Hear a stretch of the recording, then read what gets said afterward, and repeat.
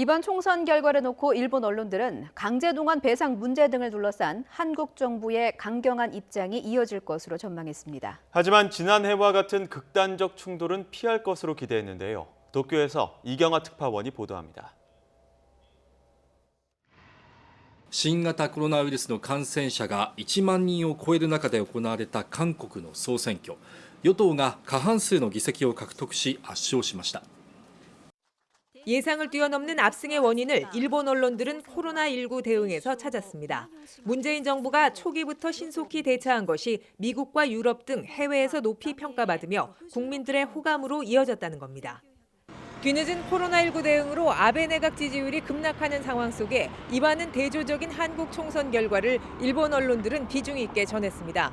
하지만 한일 관계를 둘러싼 각종 현안을 풀기는 쉽지 않아졌다는 분석이 지배적입니다.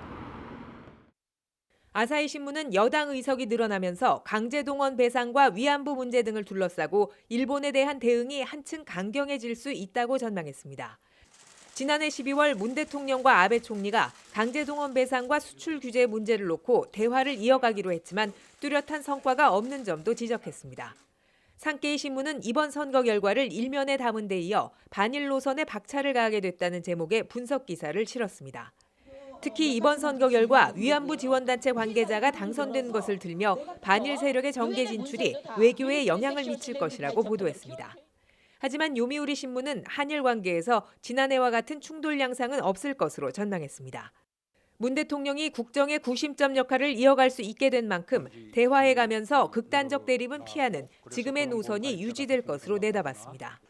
일본 언론들은 또 이번 총선에서 유력 대권 주자로서 중량감을 과시한 이낙연 의원과 탈북민으로는 처음으로 국회에 입성한 태구민 후보에 대해서도 각별한 관심을 보였습니다. 도쿄에서 YTN 이경화입니다.